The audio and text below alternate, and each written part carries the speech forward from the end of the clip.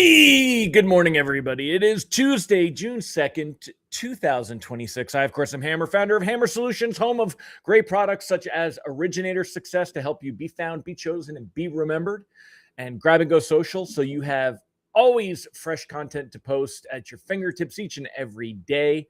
And Rate Sensei, where we keep you abreast of what's going on with mortgage rates and pricing, which is what I'm here doing this morning, and I do every day at 9:30 a.m. Eastern Time.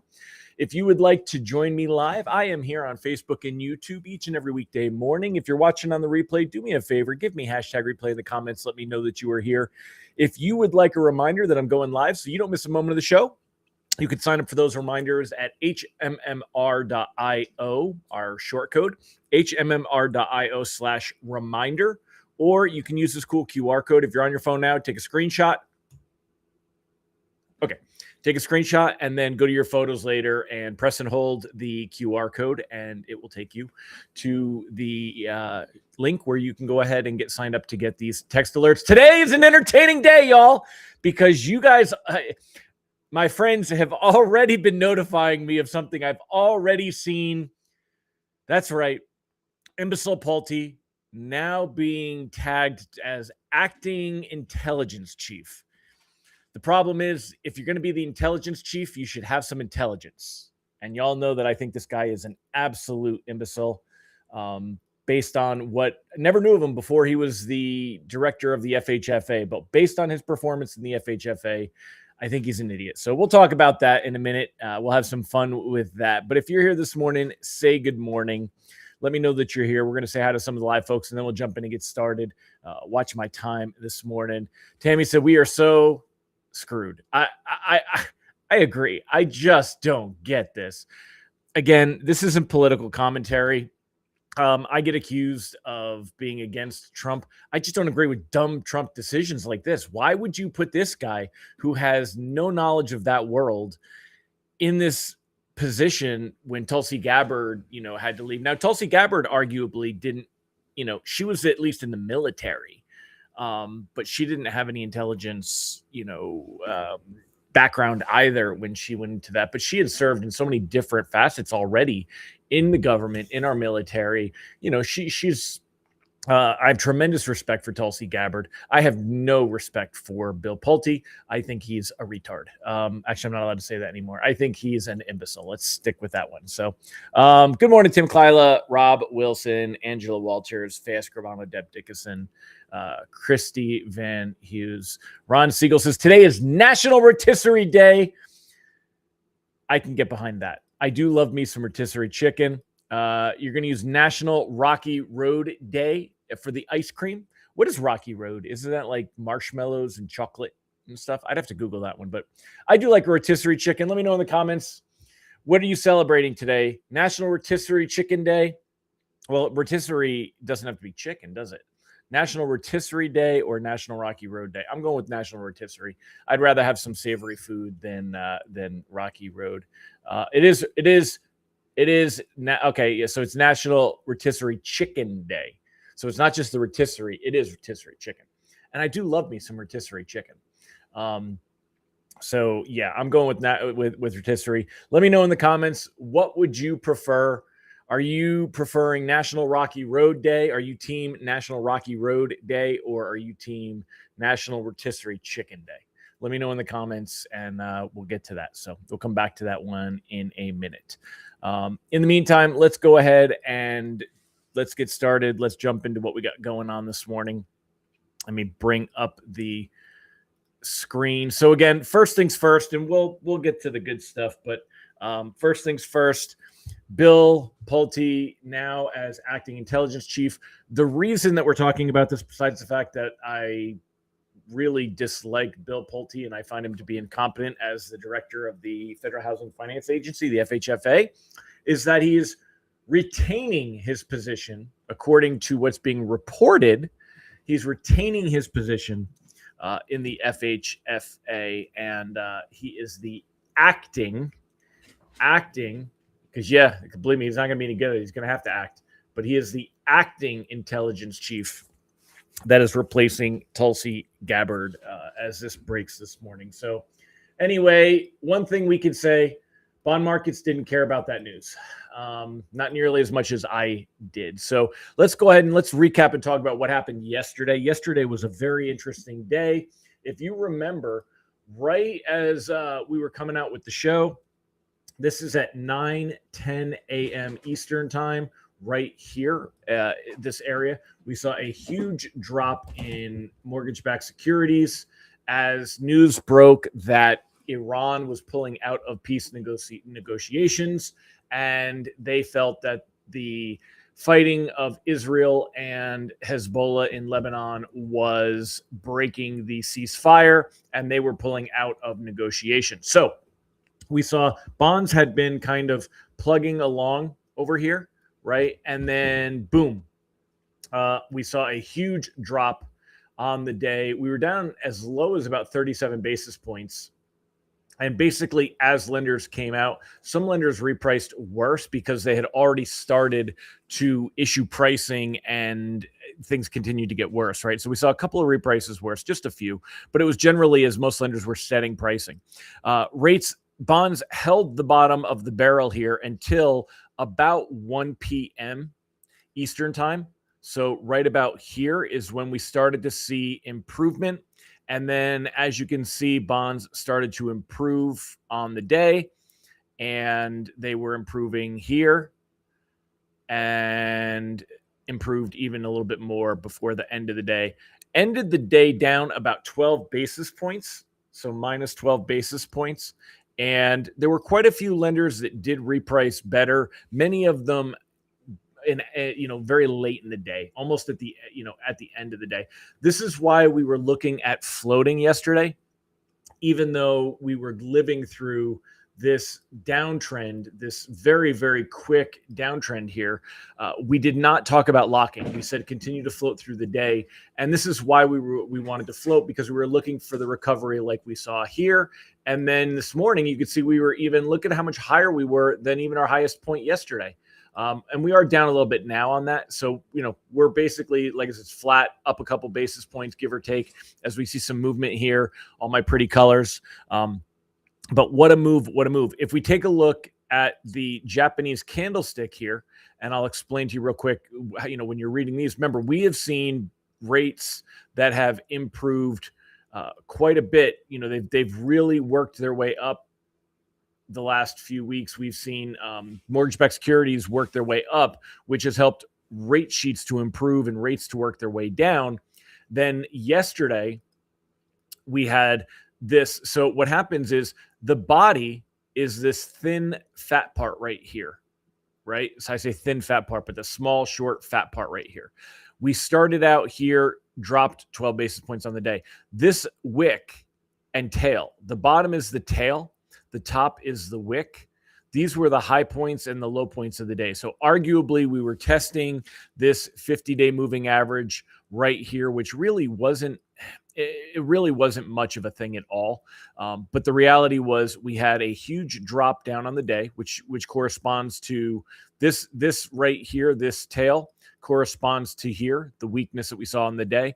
And then it came back up and we ended the day here, which corresponds with over here. So this one is there. So that's kind of how this happened today here on the newest candlestick. Let me go ahead and refresh the page. And you can see today's candlestick also red right here. And, that's mainly because we're flat on the day, but they're showing from where it's the high point where it opened and where it came down from. So although we're flat on the day, which that's why this is flat, so we're 0, we started out up on the day, which was what we saw over here. So you saw this improvement. That actually is why this is a red candlestick, even though we're flat on the day. We're actually not down, but we're down from where it opened, which would have put us at some gains. Now, arguably, when you're looking at technicals, you could say that this 50-day moving average, this red line that you see right here, that this is going to give some resistance. And as long as there's no changes in the headlines, then yes, we will see that give us, a little bit of, it'll give us something to go by. But all of the technicals will take a backseat to whatever happens in the headlines. And then the last piece to talk about here is the 10-year Treasury yield back down 4.44, 4.45 at the moment. But yesterday was up as high as 4.52. So if we, let me put this on 1 month so you can see a fatter candlestick. So yesterday, you see this was it right here.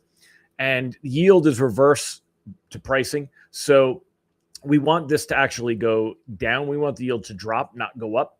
And you can see this wick was the high point where 4.52 as high as it went, but it did come back down and then, right around that 25-day moving average. Once again, not going to put a lot of stock in the technicals. Oh, you guys aren't seeing this. Hold on a minute.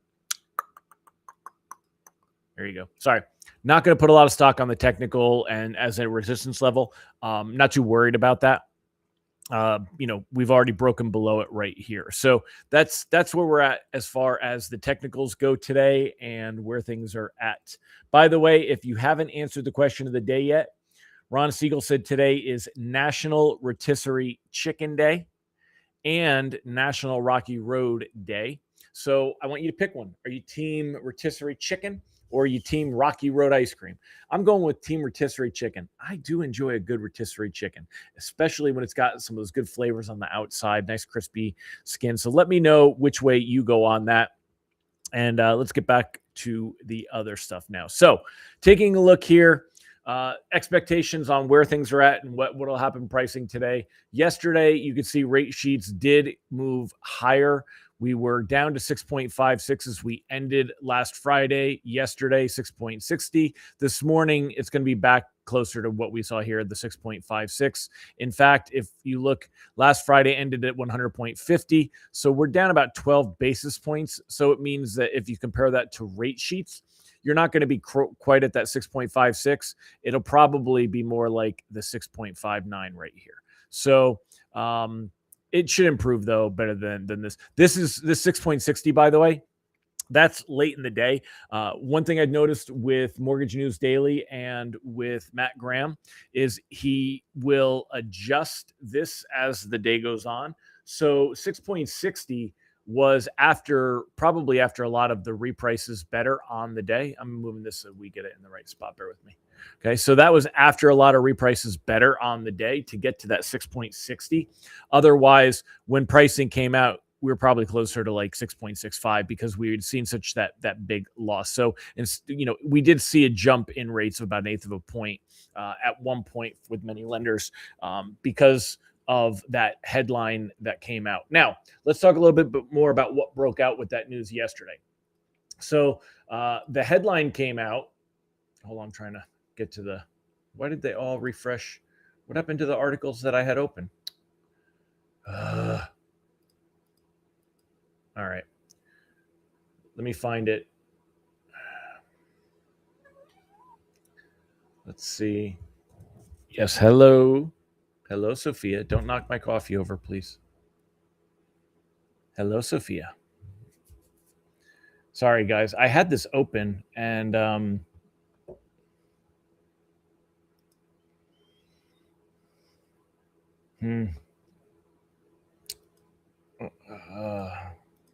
wanted to go over we'll do it in the other article. Here, let's see. So yesterday, we had the first thing broke was that Iran was pulling out of the conversation. And President Trump, let me see if I do this. Trump.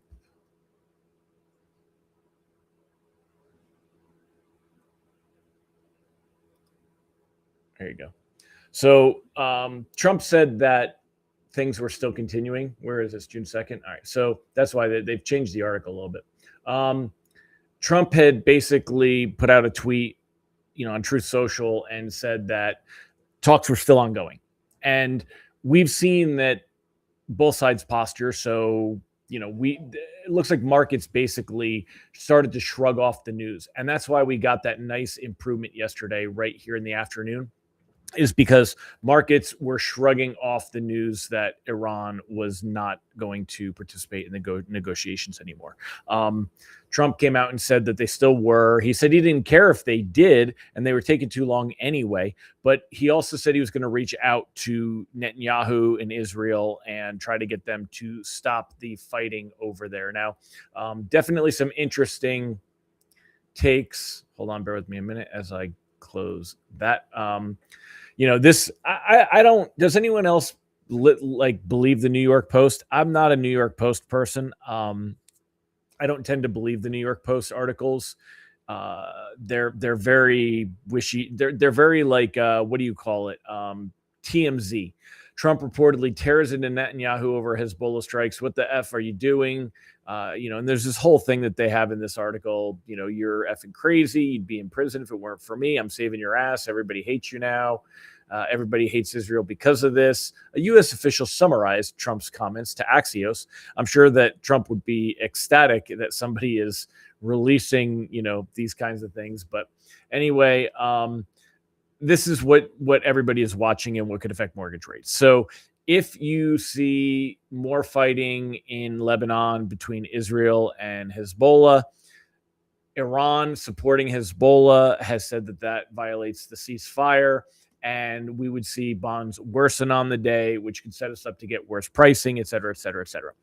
As long as things stay with the status quo, we don't have much to worry about here. And as long as we don't see a true break in the ceasefire, we're okay. Ron Siegel said the New York Post was the first to report the Hunter laptop story. They were the only correct one. Can we really believe any newspaper? That's the thing, right? Yeah. Tammy says New York Post is a tabloid. It often is. And Ron's right about that. But, even a broken clock is right twice a day. Are those your new gaming chairs? I didn't even see chairs on the thing. I haven't shopped for chairs, so I don't know about that. So anyway, looking at this today, reprice risk is moderate. It's all going to depend on the headlines. Where we're at for the next few weeks, over the next couple of weeks, I would expect that rates are going to, we're going to stay a lot of where we're at now until it's really looking for a break. If we see any movement that creates optimism that a deal is done, then rates are going to improve. If we see an end to the ceasefire, then that's going to cause rates to move higher. We're cautiously floating in a lot of scenarios right now to give things a chance. We see the volatility like yesterday, but we don't have to panic when things get bad. If you have somebody that's risk averse, lock. You're not leaving much on the table. We don't know that things are going to necessarily improve. What we're trying to do is we're trying to hold off and see if we can, if we can get the Strait of Hormuz open, get traffic moving. That's going to help everything. So, all right, let's wrap it up on the day. Is there anybody that wants to challenge me that thinks that Bill Pulte is actually a good choice for acting intelligence chief? Please let me know. If anyone wants to challenge me on this, I'd love to hear your take on it. I don't understand this pick at all. I think this guy is a dope. I know that I've said that before. Trump had previously announced principal deputy director Aaron Luca would take over as acting after. That would have made sense. The next in line, the principal deputy director. Why do that? That makes too much sense. The White House did not immediately respond to CNBC's clarification on when Pulte's tenure at DNI would begin and whether Lucas would remain in his current role. William has deep experience managing the most sensitive matters in America, the safety and soundness of the markets. He doesn't manage the markets. He's not the Treasury Secretary. Over $10 trillion at Fannie Mae, Freddie Mac, a substantial increase from where it was just 12 months ago. Yeah, because they charge all those guarantee fees. If you wanted to make affordability something that was really part of your thing, instead of suggesting 50-year mortgages, you moron, lower the guarantee fees, lower the LLPAs. Listen to Barry. Barry talked about lowering the LLPAs. He was tagged to I'm sure he's given. Dude knows more about this industry than anybody. Sure, he gave Pulte great info. Pulte did nothing. You know what this is about? These companies are making money. They're making money on American people who can't afford because they are for profit at this point. Whose profit? Government profit? So what? It's still profit. No, I just don't get this. I don't get this pick at all. Yeah, me on fire. Iran complaining about the breaking of ceasefire. I know, isn't that funny? But bring back Ben Carson. Yeah, really. I mean, dude was a neurosurgeon. But anyway, so he was just FHA. He was just FHA. He wasn't even FHFA, if I remember correctly. So, all right, y'all. I'm gonna wrap it up. We're 20 minutes in. Thanks again for joining me today. Appreciate you. I don't understand this. We'll see where that goes. Hope y'all have a fantastic day, and let's keep our fingers crossed that we get good headlines, oil prices come down, and we see bonds improve a little bit today. All right, keep your fingers crossed. Take care, everybody. Bye bye.